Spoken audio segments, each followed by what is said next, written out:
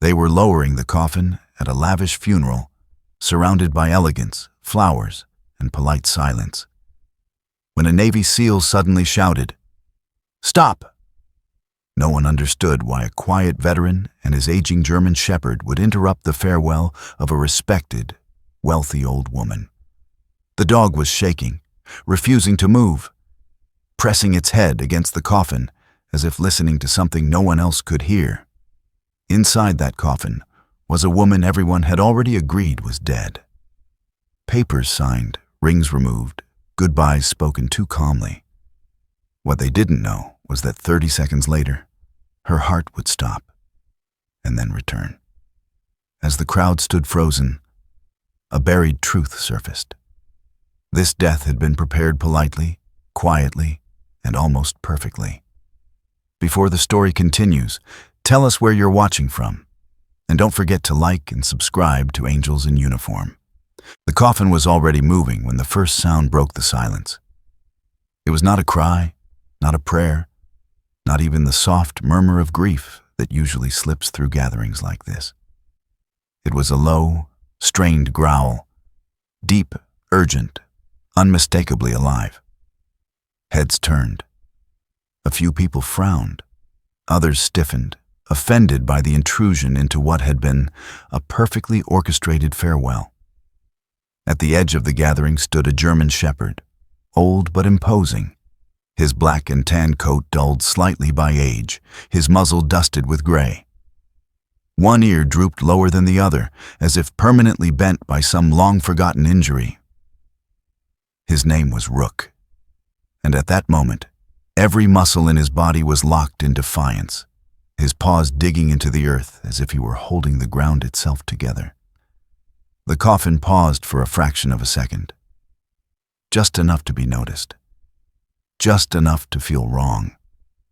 Inside the coffin lay Eleanor Whitford. Even in death, or what everyone believed to be death, she was elegant. Her slender frame rested beneath a smooth ivory silk dress, tailored decades ago for a woman who had always believed that dignity was something one wore, not something one demanded. A single strand of pearls lay at her collarbone, catching the pale morning light. Her silver hair had been arranged neatly, parted, and pinned back, revealing a face lined with age, but softened by serenity. Eleanor did not look broken. She looked complete, as if she had simply closed her eyes after a very long day.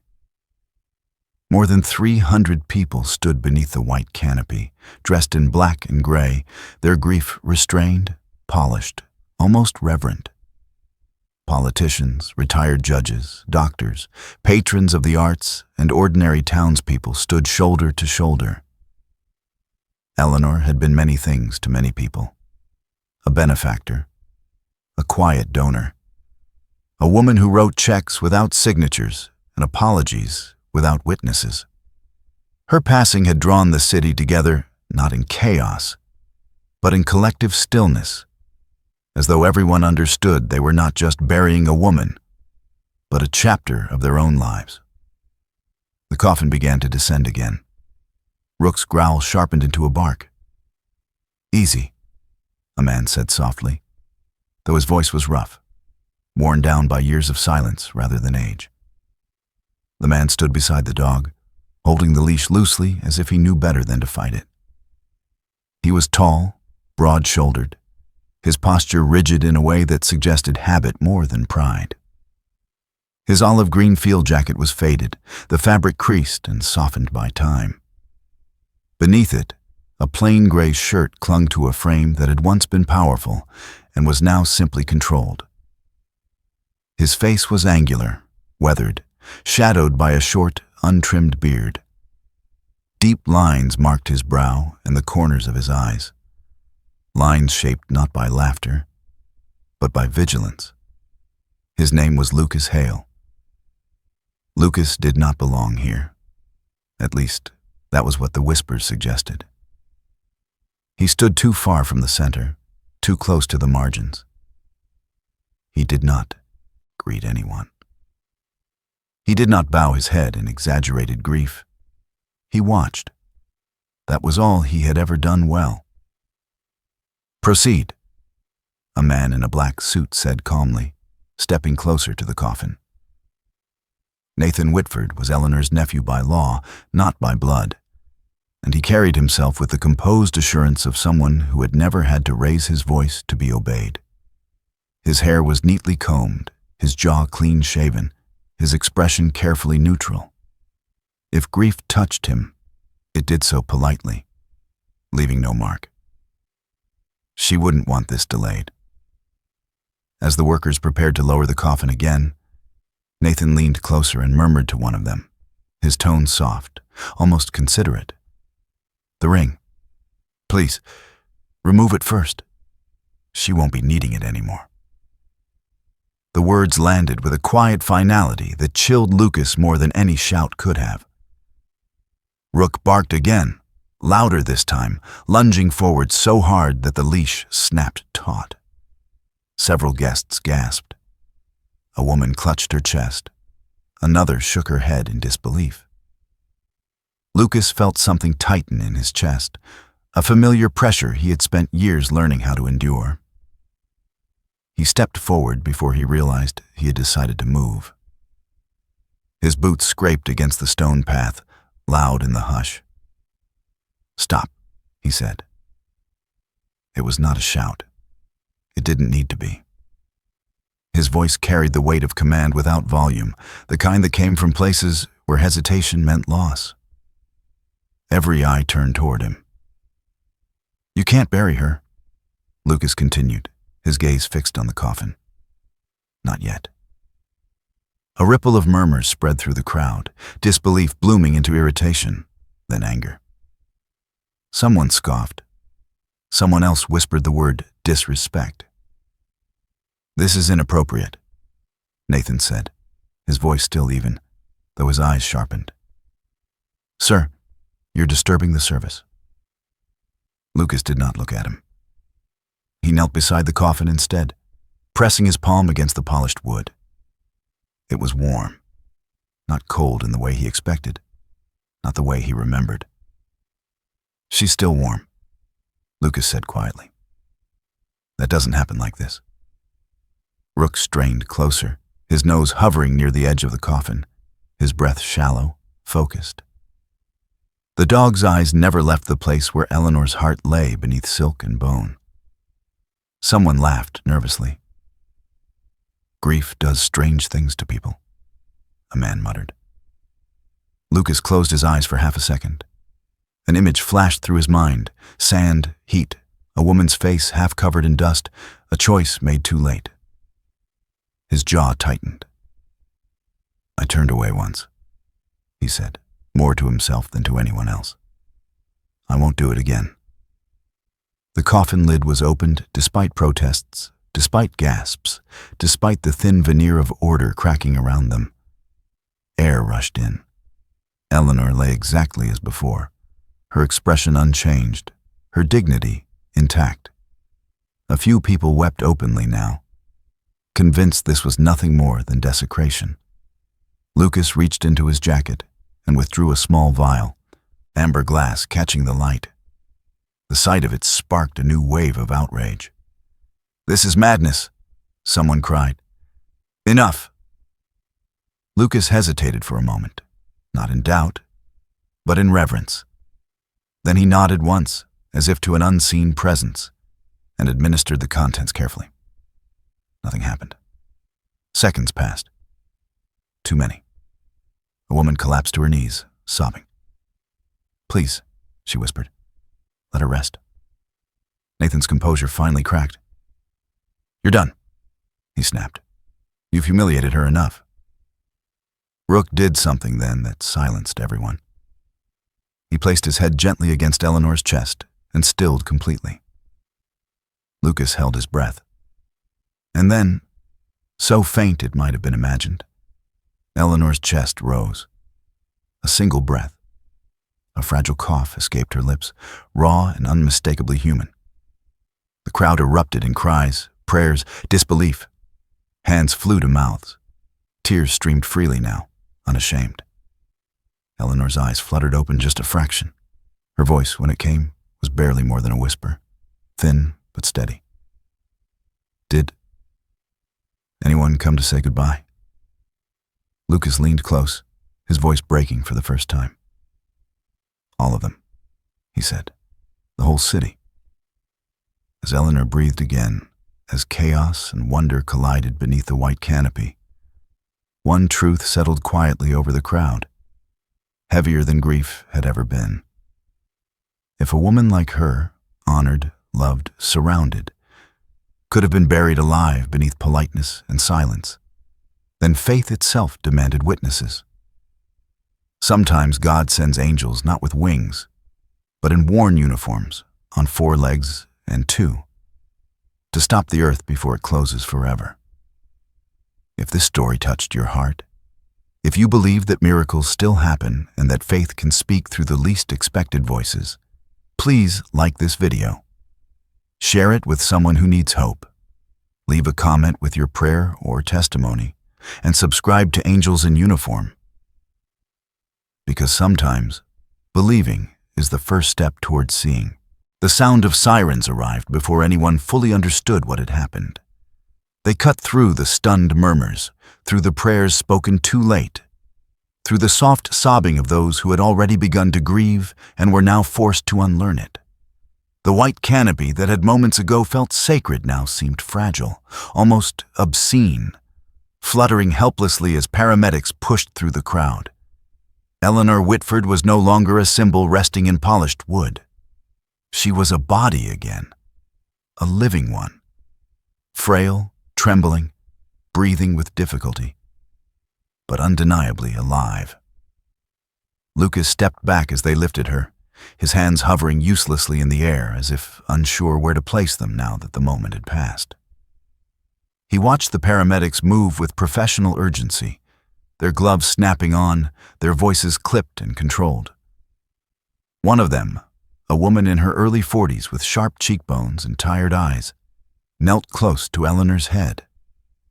Her brown hair was pulled into a tight bun streaked with premature gray, the kind that came not from age, but from years of witnessing other people's worst days. Her name badge read, Sarah Donnelly, EMT, and her expression carried the steady calm of someone who had learned long ago that panic was contagious. "Ma'am, can you hear me?" Sarah asked gently, her fingers checking Eleanor's pulse with reverence rather than haste. "Blink if you can." Eleanor's eyelids fluttered once. Just once. Enough. A collective breath left the crowd, shaky and disbelieving. Lucas noticed that Sarah did not ask what had happened. She did not question why a woman declared dead was now responding. She simply accepted the reality in front of her and worked. That alone earned his respect. Too many people needed explanations before they offered help. Rook pressed closer, his large frame blocking one side of the stretcher as if he were a barrier against the world. His breathing was heavy now, his dark eyes tracking every movement, every hand that touched Eleanor. When one paramedic tried to guide him back, Rook let out a low warning growl. Not aggressive, but firm, a sound that said this line would not be crossed. Lucas placed a hand on the dog's neck, feeling the familiar tension beneath the fur. "He's with me," Lucas said quietly. Sarah glanced up at him, her gaze sharp but not unkind. She took in his worn jacket, his stance, the way the dog obeyed without question.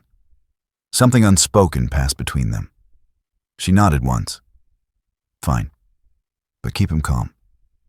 "I will," Lucas replied, though he suspected Rook needed no instruction. As Eleanor was wheeled away, the crowd parted in stunned silence. Some people reached out instinctively, as if wanting to touch her sleeve to confirm she was real. Others stepped back, shaken, their understanding of the world suddenly less certain than it had been an hour ago. This was not how death behaved. This was not how things were supposed to end. Near the edge of the clearing, Nathan Whitford stood very still. His black suit was immaculate, his tie perfectly centered. but his face had lost its careful neutrality. His lips moved again and again, forming the same sentence under his breath, a mantra that sounded almost like prayer. This shouldn't be happening. This shouldn't be happening. His voice was low, strained, as though repetition might undo reality. A man beside him, a family lawyer perhaps, thin and pale, placed a tentative hand on his arm, but Nathan shook it off, his jaw tightening. Lucas watched him for only a moment before turning back to Eleanor.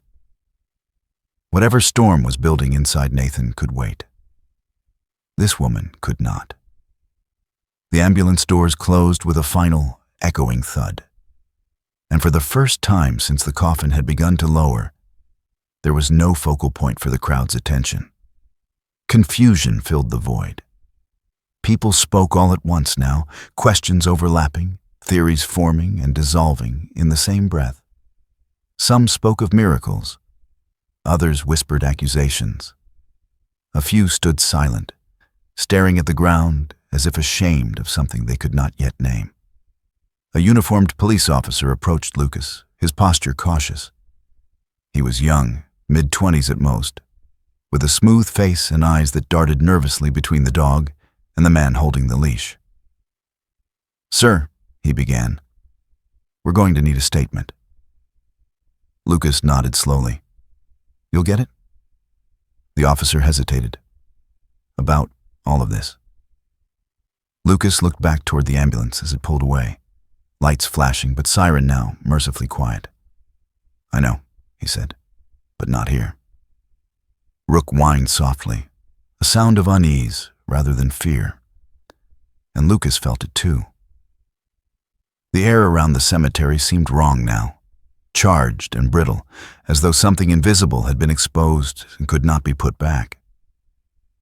This place had been prepared for closure, not continuation. They followed the ambulance to the hospital, Lucas driving his old truck with one hand on the wheel and the other resting instinctively on Rook's head. The dog sat rigidly in the passenger seat, eyes fixed on the road ahead, as if sheer focus could keep Eleanor breathing. The drive felt longer than it was. Every red light an insult, every delay a threat. Lucas's thoughts circled back to the vial in his pocket, now empty, and to the conversation he had overheard days ago. The one he had almost convinced himself meant nothing. Almost. At the hospital, Eleanor was rushed into a curtained bay, swallowed by machines and monitors. Lucas and Rook were stopped at the threshold. Sarah appeared again moments later, pulling off her gloves, her expression thoughtful. "She's stable for now," she said. Barely. Whatever was in her system slowed everything down to a dangerous crawl. Another hour. She didn't finish the sentence. She didn't need to. Lucas swallowed. Was it natural? Sarah studied his face carefully before answering. No. And someone wanted it to look that way. That was the moment something inside Lucas shifted from vigilance to certainty. As Sarah spoke, Rook suddenly stiffened, his ears pricking toward the hallway. He let out a short, sharp bark and strained against the leash, eyes locked on a figure at the far end of the corridor. Nathan Whitford stood there, speaking quietly into his phone, his back turned. For a split second, he glanced over his shoulder. His eyes met Rook's. The color drained from his face before he quickly looked away. The call ended. The hallway felt colder. Rook's hackles rose. "He knows," Lucas murmured, though he wasn't sure who he meant, Rook or himself. Hours passed in uneasy fragments. Statements were taken. Phones rang. Eleanor remained unconscious but alive, monitored by machines that beeped softly, insistently, as if reminding everyone that time was still moving. Lucas sat in a hard plastic chair outside her room, his elbows on his knees, his hands clasped tightly together. Rook lay at his feet, head resting on Lucas's boot, finally still. In the early hours of the morning, Sarah returned, holding a clipboard. She was given something, she said quietly. A compound designed to mimic death. Slow heart rate, lowered body temperature. If no one was looking closely, she trailed off. It was meant to be gentle, clean, no struggle. Lucas closed his eyes. A peaceful ending. Sarah nodded grimly. Too peaceful. Lucas thought of the pearls, the ring, the careful words spoken at the grave. He thought of how easily everyone, including himself once, had accepted silence as respect. Outside the hospital window, dawn began to creep in, pale and uncertain. Eleanor Whitford was alive, but the truth surrounding her was only just beginning to wake. There are deaths that come with violence, and then there are deaths arranged with politeness, paperwork, and patience. The second kind are harder to stop because they wear the disguise of mercy. If you believe that God still places guardians among us, that miracles can arrive quietly, and that faith sometimes walks on four legs beside those who refuse to look away. Please like this video, share it with someone who needs hope. Leave a comment with your prayers or reflections, and subscribe to Angels in Uniform, where stories of grace are told through ordinary acts of courage. Morning light crept into the hospital corridor in thin, hesitant lines, illuminating a space that had not yet decided whether it belonged to the living or the dead. The night had passed without ceremony. No announcements, no dramatic turns. Just machines humming softly behind closed doors, the steady rhythm of borrowed time. Eleanor Whitford remained unconscious, her body suspended in a fragile balance, alive but vulnerable, as though waking fully might shatter her. Outside her room, Lucas Hale sat unmoving, his broad back against the wall, his hands folded loosely, his eyes fixed on nothing at all. Rook lay at his feet, old chest rising and falling in patient loyalty, one ear twitching at every distant sound. When the first visitors arrived, they came quietly. Nathan Whitford was among them. He walked down the corridor with the same composed elegance he had worn at the funeral, his black suit pressed, his posture straight, his expression carefully arranged. In daylight, his face revealed its sharp lines more clearly. A narrow jaw, thin lips that seemed perpetually on the verge of forming a reassuring smile, eyes that never lingered too long on anyone else. He greeted the nurse at the station with a nod that suggested familiarity, then approached Eleanor's door as if he belonged there. He did not rush. There was no urgency in him now, only a subtle impatience, like a man waiting for paperwork to catch up with a decision already made. Lucas stood as Nathan drew near. The movement was unspoken, instinctive. Rook rose as well, placing himself squarely between Nathan and the door, his aging body still solid, his gaze unwavering. Nathan paused, looking down at the dog with mild irritation rather than fear. "I see he's still here," Nathan said, his tone light. "Animals can be very sentimental." Lucas did not respond. He studied Nathan's face, searching for cracks, for signs of the man he had glimpsed in the cemetery when the mask had slipped for just a moment. He found none.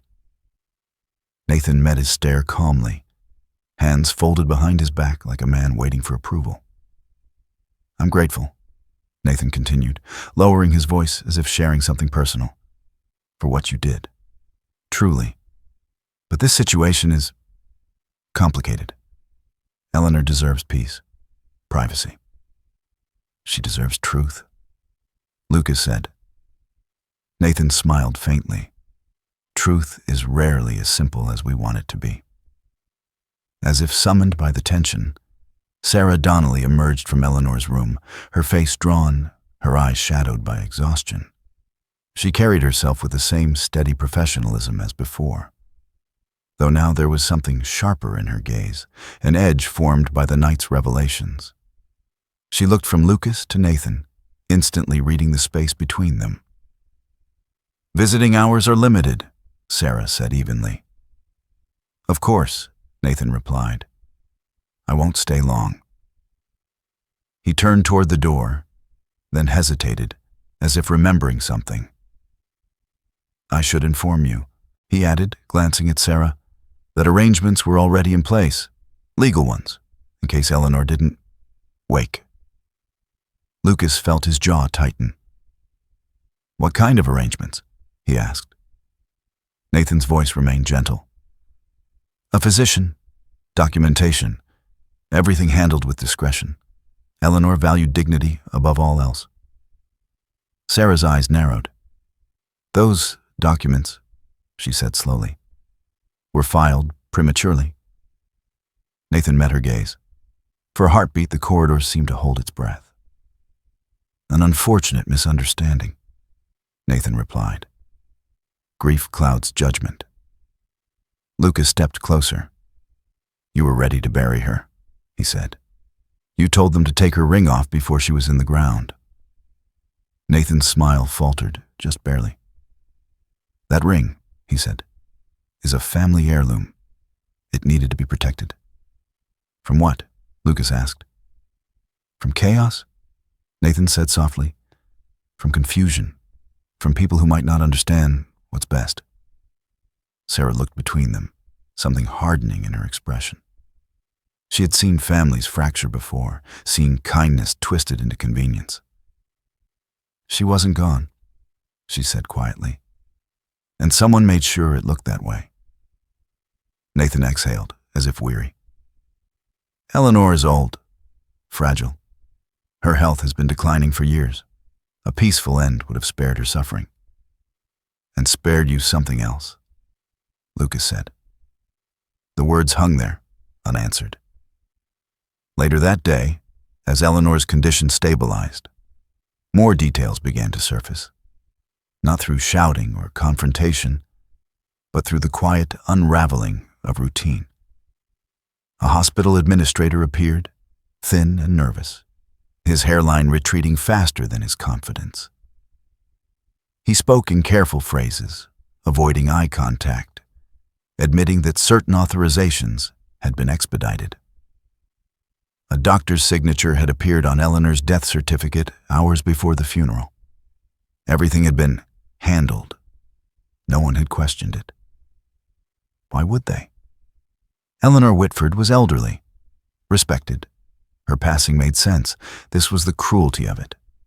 Not violence, not force, but logic. Polite, reasonable logic that lulled everyone into agreement.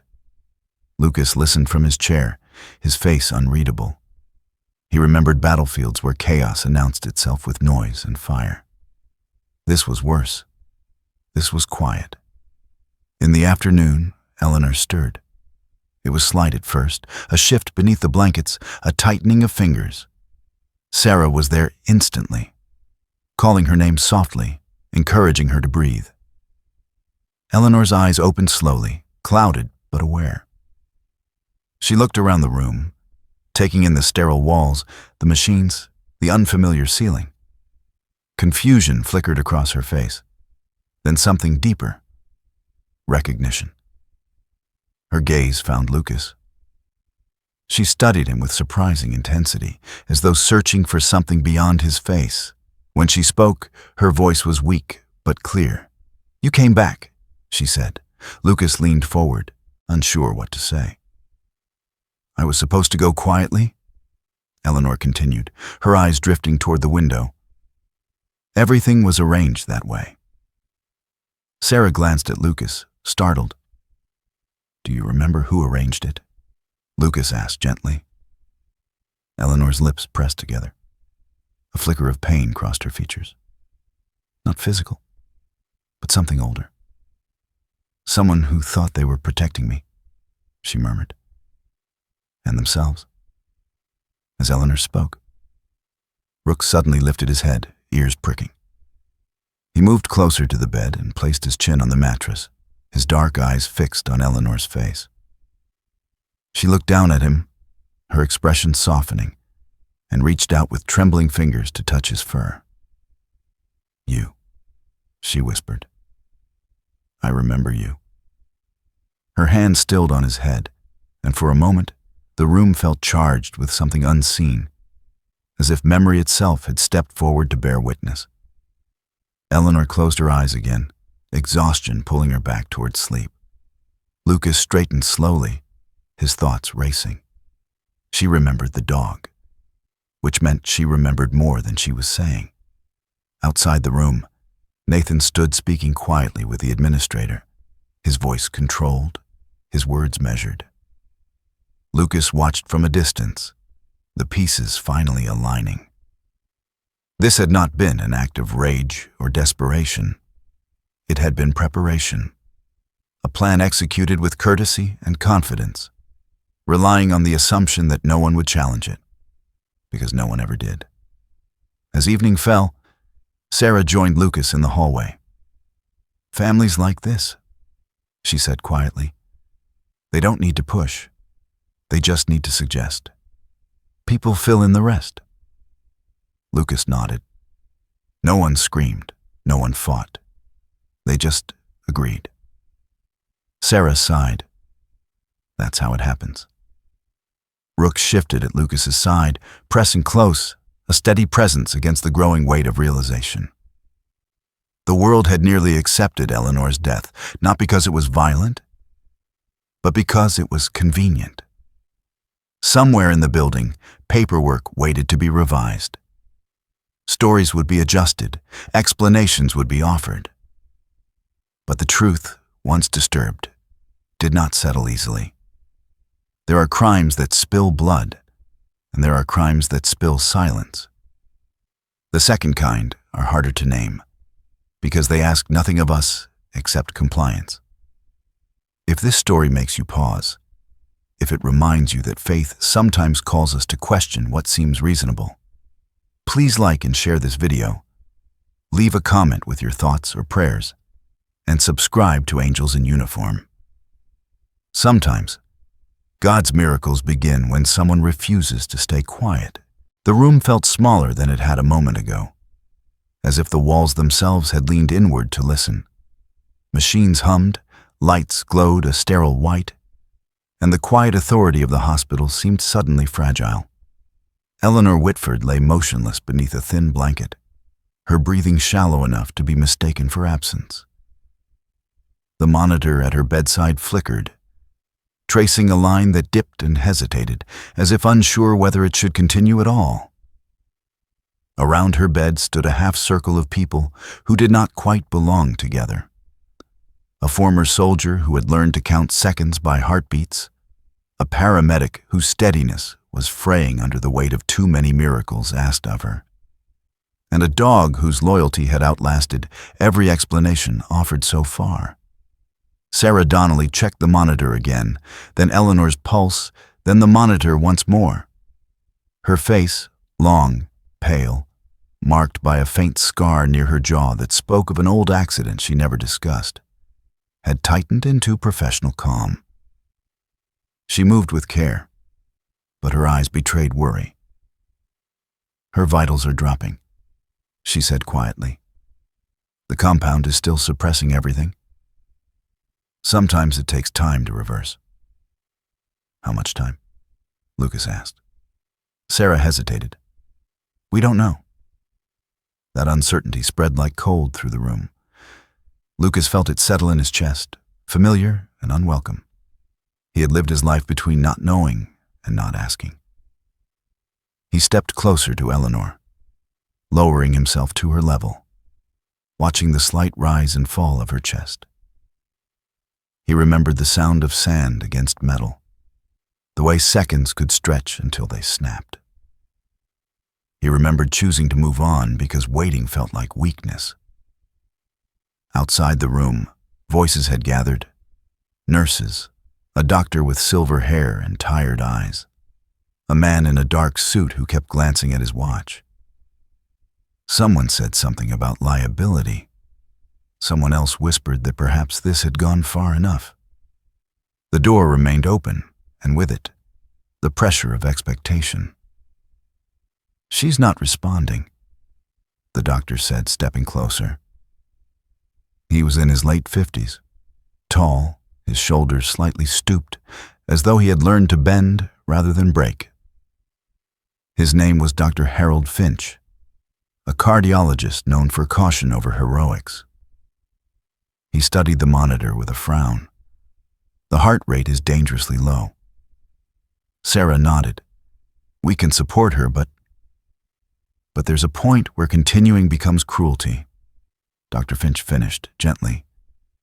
He glanced at Lucas, then at Eleanor. "Sometimes the kindest thing is to let go."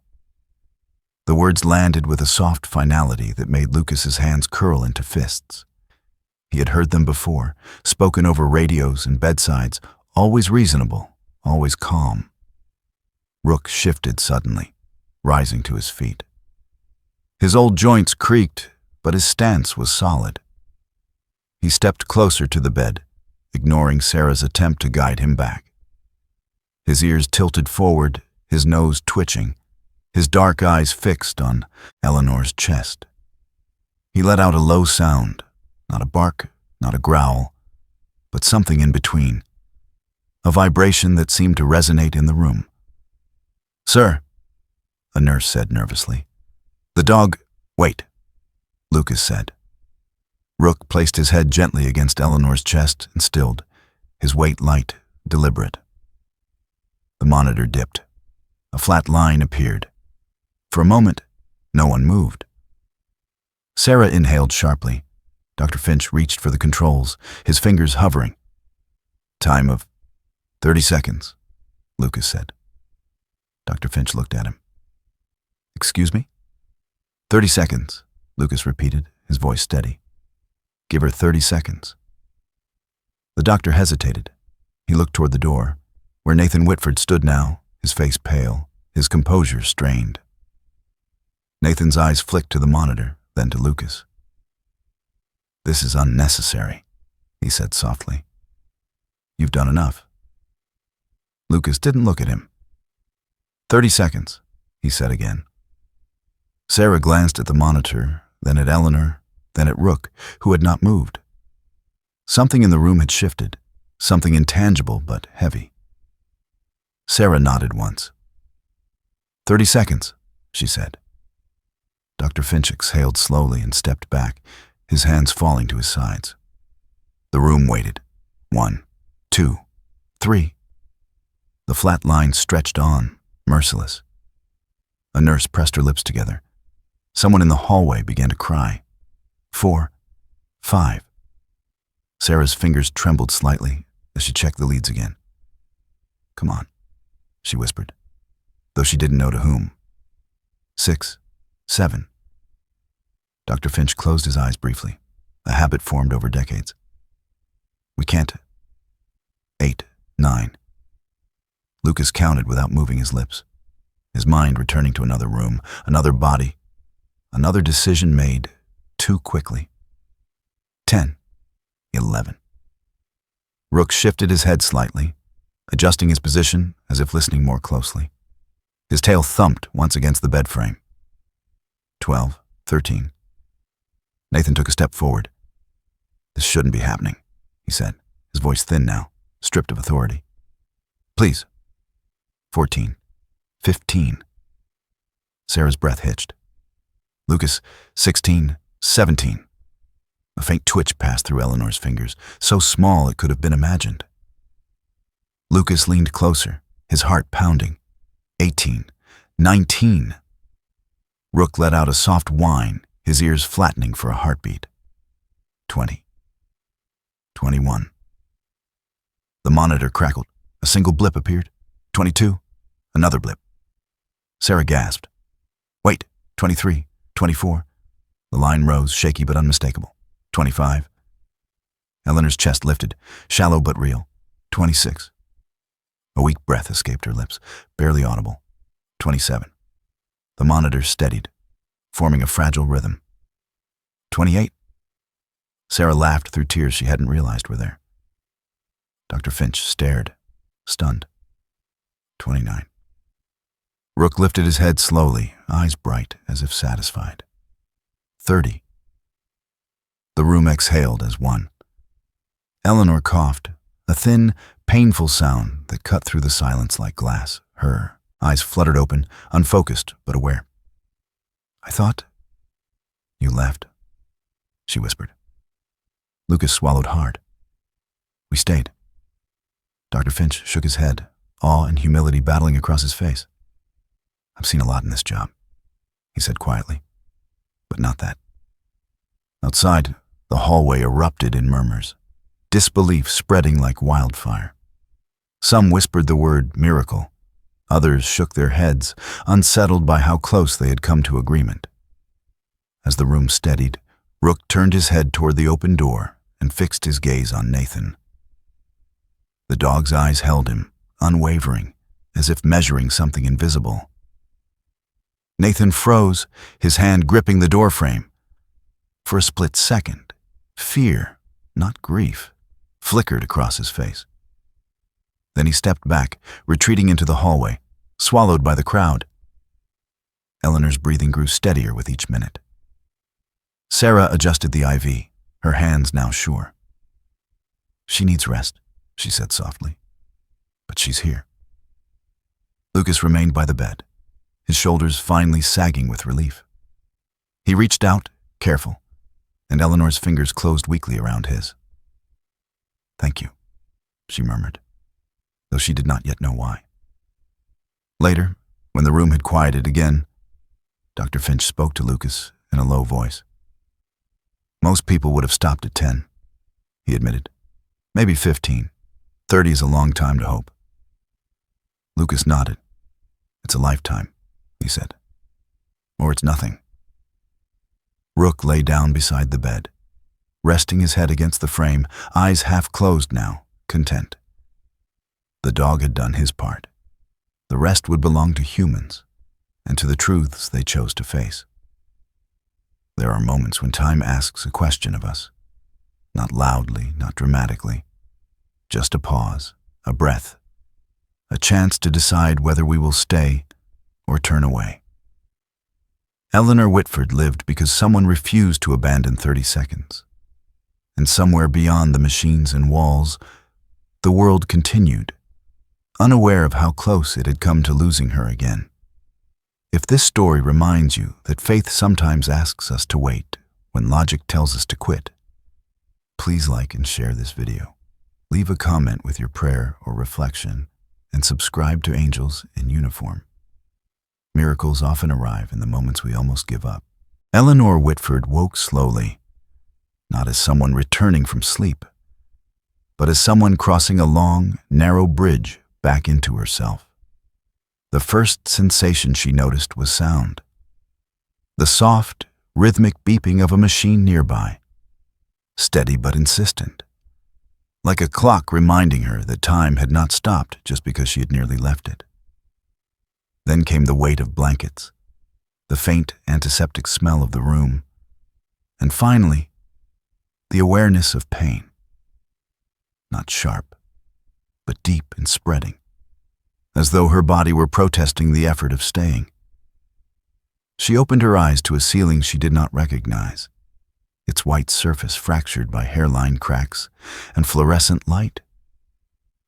And for a moment she wondered if this was death after all, simply less dramatic than she had expected. Her gaze drifted, unfocused, until it found a familiar shape at the foot of the bed. A large German shepherd lay there, his body curled protectively, his coat dark with age, his graying muzzle resting against the metal frame. One ear drooped lower than the other, and his eyes, half closed, opened fully the instant she moved. They locked onto her face with a depth of recognition that startled her. A memory stirred, vague but warm, of a hand signing papers years ago, of a promise made quietly in an office that smelled of old books and leather. She tried to lift her hand. It trembled, but it moved. The dog rose immediately and stepped closer, pressing his head against the side of the bed, grounding her. "So you stayed?" she murmured, her voice thin but steady enough to surprise her. "He didn't leave," Lucas said from the chair beside her. He leaned forward slightly, his broad frame tense, his angular face marked by exhaustion and something softer that he didn't yet have a name for. The light caught the lines at the corners of his eyes, the stubble along his jaw, the scars on his knuckles that told stories he never volunteered. Neither did I. Eleanor studied him carefully, as though placing him in the right category of memory. "You're the one," she said after a moment. "From the ground?" The voice that refused to let go. Lucas nodded once. He was not used to being seen so clearly. "I did what I should have done a long time ago." She closed her eyes briefly, absorbing that, then opened them again. Her gaze moved past him, toward the doorway, where figures hovered. Nurses, a doctor, a man in a dark suit who kept his distance. The room felt crowded, yet strangely lonely. Eleanor's lips parted, and when she spoke, the question that emerged was not the one anyone expected. "Did anyone come to say goodbye?" The words landed heavily in the room. Lucas felt something tighten in his chest. He glanced at Sarah Donnelly, who stood near the monitor, her posture careful, her tired eyes softening. Sarah nodded once, encouraging him. "Yes," Lucas said quietly. "They all came. The whole city." Eleanor breathed out slowly, as if releasing a weight she had carried far, longer than her illness. "Good," she whispered. "I was afraid I'd become inconvenient." "No one said that," Sarah replied gently, though her expression suggested she wished it were true. Eleanor's eyes flickered with something like irony. "They wouldn't," she said. "They're too polite."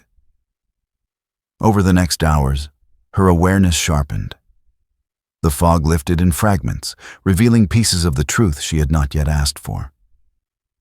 She listened more than she spoke, absorbing explanations about medications, about timing, about how close it had been. She did not interrupt when Sarah mentioned a compound designed to slow the body, or when Dr. Finch described the 30 seconds no one expected to matter. She did not react when Nathan Whitford's name was mentioned in passing, only turning her face slightly toward the window as if the light there were easier to bear. It was later, when the room had emptied and the afternoon sun slanted low, that Eleanor finally spoke again, her voice firmer now, edged with resolve. "I knew," she said. Lucas looked up. "Knew what?" "That it was being arranged," she replied. Her fingers tightened around the sheet, knuckles whitening. "Not the details, just the direction things were moving, the quiet conversations, the paperwork that appeared without my asking. I told myself it was kindness." Sarah's brow furrowed. "You didn't question it." Eleanor smiled faintly, a sad, elegant curve of her lips. "I taught them to be discreet," she said. "I taught them that preserving appearances was a virtue." Lucas felt a chill. "You're saying you allowed it?" "I allowed silence," Eleanor corrected. "Years ago." She turned her head toward Lucas, her gaze unwavering. "There was a financial irregularity. Small at first. My nephew came to me, frightened, ashamed. I could have exposed it. I chose not to. I told myself I was protecting the family name, protecting him. And he learned," Lucas said slowly, "that silence could solve problems." Eleanor nodded. "I gave him permission without meaning to." Her voice faltered for the first time. "When my health declined, that same silence returned to finish the job." The room felt heavier, thick with the kind of truth that reshapes everything it touches. Sarah crossed her arms, anger flickering across her normally controlled features. "You tried to protect him," she said. "And he tried to bury you." Eleanor closed her eyes, tears leaking silently from the corners. "Not out of hatred," she said. "Out of convenience." At that instant, Rook let out a low, resonant whine and stood, his body tense. He turned toward the doorway, where Nathan stood unnoticed by the others, watching from the shadows. Eleanor opened her eyes and followed the dog's gaze. Their eyes met across the room. Something unspoken passed between them, recognition, guilt, fear. Eleanor's expression did not harden. It softened, and that was somehow worse. Nathan looked away first. "Sometimes," Eleanor said quietly, never breaking her stare. "The deepest wounds come from the hands that once held us steady." Nathan left without a word. As evening fell, Eleanor's strength waned, but her clarity remained. She spoke of the years she had spent maintaining harmony at all costs, smoothing conflicts, absorbing blame, believing that endurance was love. "I thought if I held everything together long enough," she said, "it would become whole." Lucas listened, his own memories stirring. Decisions made under pressure, moments when walking away felt easier than standing ground. He understood now why Eleanor's question had not been about who wanted her dead.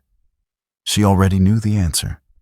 What she needed to know was whether her life had been seen, acknowledged, honored. "They came," Lucas repeated softly, as if reaffirming a promise. "They saw you." Eleanor reached for his hand, her grip surprisingly firm. "Then perhaps," she said, "this second life is not a punishment, but a chance." Rook settled back down beside the bed, his vigil complete for now. The monitor continued its steady rhythm, no longer fragile, but still precious.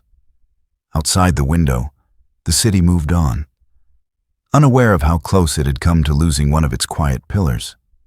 There are truths we hide, because we believe they protect the ones we love. And there are moments when those truths return, not as accusations, but as consequences. Eleanor Whitford lived to ask a question no one expected, and to face an answer that asked everything in return.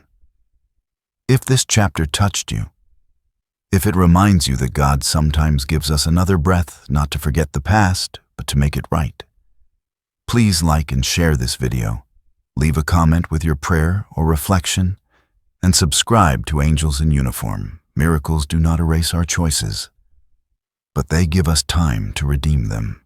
Night settled gently over the hospital, dimming the harsh lights into something almost merciful. The corridors emptied, footsteps fading until only the distant hum of machines and the occasional murmur from a nurse's station remained. Eleanor Whitford slept now, her breathing steadier, her face softer than it had been in days. Beside her bed, Lucas Hale sat with his shoulders slightly hunched, as if the weight he carried had finally found a place to rest. Rook lay at his feet, old body stretched out, one paw twitching now and then, as though chasing memories of his own. Eleanor woke briefly and found Lucas still there. "You don't sleep much," she said quietly. Lucas gave a faint, almost apologetic smile. "I sleep enough." She studied him, the lines of his face, the guarded stillness of a man who had learned not to waste movement or words. "You carry something," she said. "I can see it." Lucas looked down at his hands. They were large, scarred, steady even now. Hands that had pulled men from wreckage, that had held weapons and wounds, and that had once let go when they should not have. He did not answer immediately. For a long moment, only the soft beep of the monitor filled the room. "There was another woman," he said at last. "Years ago." Eleanor waited. "It was overseas," Lucas continued, his voice low, measured. "A village caught between sides. We were moving fast, under orders. She was old, smaller than you, bent with age. She couldn't walk quickly. When the shooting started, everyone scattered. Rook lifted his head slightly, ears angling toward Lucas's voice, as if the sound itself had weight. "She reached for me," Lucas said, swallowing hard. "She didn't speak our language, but I understood what she was asking." His jaw tightened. I looked back. I knew if I stopped, someone else might die. Or I might. Eleanor's fingers curled into the blanket. "I turned away," Lucas said. "I told myself it was necessary, that it was war." He closed his eyes, and for a moment, the hospital room seemed to dissolve, replaced by heat and dust and the smell of fear. Rook was there, he added softly. Younger then, stronger. He pulled at me, wouldn't stop. He knew. Eleanor's voice was barely above a whisper. "What happened to her?" Lucas opened his eyes. "She didn't make it." The words fell between them, heavy and final. Eleanor reached out and placed her hand over his. Her touch was light, but deliberate. "And you've been answering that moment ever since," she said. Lucas nodded. "I thought if I kept moving, if I stayed useful, it would quiet down. It didn't." He looked up at her. "When I saw you in that coffin, it was the same feeling, the same choice. I couldn't live with it again." Outside the room, Sarah Donnelly paused, having overheard just enough to understand. She leaned against the wall, arms crossed, her face drawn with empathy rather than pity. She had seen many forms of courage in her work, but this quiet confession felt rarer. Rook stood and walked slowly to the window, his old nails clicking softly against the floor. He stopped, gazing out at the darkened city. After a moment, he let out a low, almost mournful sound, then returned to Lucas's side and pressed his head firmly against Lucas's knee. The contact was grounding, undeniable, as if the dog were reminding him that this time he had stayed. Eleanor smiled faintly. "Perhaps," she said, "this was not about me at all." Lucas frowned. "What do you mean?" "Perhaps," she continued, "God brought you here to answer something unfinished." Her eyes shone, not with accusation, but with understanding. "Some people are not given a second chance, but you were." Lucas felt something loosen in his chest, a knot he had carried for decades beginning, finally, to ease. He had not saved the woman from his past. He never would. But he had saved Eleanor, and in doing so, he had honored the one he could not. "I don't know what comes next," he admitted. Eleanor squeezed his hand. "Neither do I," she said. "But we're still here to find out." Rook settled back down, sighing deeply, his duty fulfilled for the moment. Outside, the night moved on, unaware of the quiet redemption unfolding within these walls. There are lives that cannot be restored, and there are wounds that never fully close. But sometimes, God allows us to stand in a similar place again, not to erase the past, but to answer it differently. If this chapter speaks to you, if it reminds you that redemption can arrive quietly and that faith sometimes means staying when it hurts most, please like and share this video, leave a comment with your prayer or reflection, and subscribe to Angels in Uniform. Not everyone gets a second chance, but some are called to use it well. Justice did not arrive with sirens or shouting. It came instead in envelopes slid across polished desks, in signatures placed carefully at the bottom of documents, in quiet meetings held behind closed doors where voices were low and words were chosen with precision. There were no public trials to satisfy curiosity, no headlines bold enough to capture what had nearly been lost. Nathan Whitford stepped out of the city not in handcuffs, but in silence, his influence dissolving as quickly as it had once operated. Licenses were reviewed. Accounts were frozen. a physician quietly resigned before questions became accusations. The world adjusted, subtly but decisively, as it often does when truth is allowed to settle rather than explode. Eleanor Whitford asked for no spectacle. She had lived long enough to understand that real justice rarely needs witnesses. Her recovery was slow, deliberate, almost ceremonial. Each morning, she sat by the window of her home, wrapped in a soft shawl the color of old parchment, her silver hair pinned neatly back, her posture straight despite the fragility of her body. The house that once echoed with formal dinners and restrained conversations now breathed differently. There were fewer guests, fewer schedules, fewer demands. Eleanor moved through her days with intention, savoring the simple acts she had once rushed past. Pouring tea with steady hands, reading a single chapter of a book instead of skimming 10. Watching the light shift across the garden stones as if it were a conversation meant just for her. Survival had not made her louder. It had made her quieter, and in that quiet, she found something like grace. Lucas Hale remained in town, though no one had asked him to. He rented a small room above a closed hardware store, its wooden stairs creaking under his weight, its windows overlooking a street that slept early.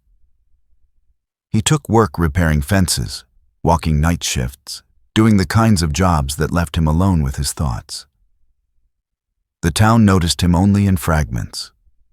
The tall man with the weathered face, the calm eyes, the old German shepherd who walked beside him like a shadow. Lucas spoke little, but when he did, people listened. There was something about his presence that settled disputes before they formed, as though conflict itself sensed it would find no shelter in him. Rook grew slower with the weeks. His muzzle had gone fully white now, his once powerful legs stiff in the mornings. Yet his eyes remained sharp, warm, always searching Lucas's face before resting. He slept more, often near Eleanor's garden, where the sun warmed the stones, and the air carried the scent of rosemary and earth. Eleanor took to sitting beside him, her hand resting on his broad back, feeling the steady rise and fall that had once meant the difference between life and death for her. "You stayed long enough," she told him one afternoon, her voice tender. Rook lifted his head, ears twitching, as if he understood every word. One evening, as autumn edged closer and the sky softened into gold, Eleanor called Lucas to her side. "I want you to have something," she said. She pressed a simple key into his palm, attached to no explanation, no conditions. "Not because I owe you," she added, meeting his eyes, "but because you belong somewhere now." Lucas closed his fingers around the key, feeling its weight. "I don't need much," he said. Eleanor smiled. "Neither did I," she replied, "until I almost had nothing." That night, Lucas woke to a sound he hadn't heard in years, a soft, uneven breath that wasn't his own. He sat up instantly. Rook lay beside the bed, his chest rising shallowly, his eyes open but distant. Lucas dropped to his knees, his hands steady despite the fear tightening his chest. Rook's tail moved once, barely, and his gaze locked onto Lucas with absolute trust. In that look was no panic, no regret, only completion. Lucas stayed there, counting breaths as he once had in another life, until the space between them grew quiet. When dawn came, Rook did not wake with it. They buried him beneath the old oak at the edge of Eleanor's garden, where sunlight filtered gently through the leaves. No marker, no ceremony. Just Eleanor, Lucas, and the sound of earth returning to earth. Eleanor placed her pearl necklace around the trunk for a moment, then removed it, pressing it into the soil instead. "For a guardian," she whispered. Lucas stood with his head bowed, grief present but clean, unburdened by guilt. Rook had not been lost. He had finished. Life did not pause after that. Eleanor continued her mornings. Lucas continued his quiet work. The town continued to overlook the miracle it had brushed against, and that was perhaps the greatest mercy of all. Some evenings, Eleanor and Lucas sat together on the porch without speaking, watching the sky darken, the silence between them comfortable and complete. They did not need to revisit what had happened. It lived in them now, transformed. There are stories that end with triumph and applause. This one ended with breath, with patience, with the courage to remain. Eleanor Switford lived on, not as she had been before, but as someone awake to the cost and gift of each day. Lucas Hale stayed, not as a savior, but as a man who had finally learned that staying mattered. And Rook, faithful to the end, left behind a stillness that spoke louder than any farewell. Not everyone who is saved returns to the life they knew. Some are called to continue quietly, carrying meaning instead of noise. And sometimes, that is the truest miracle of all. If this story has touched your heart, if it reminds you that God's miracles often arrive without thunder and that grace can live in the smallest, quietest choices, please like and share this video, leave a comment with your reflection or prayer, and subscribe to Angels in Uniform. Faith does not always change the world loudly, but it changes us deeply. Sometimes we wait for miracles to arrive with thunder and light, believing that if God is present, the world must shake.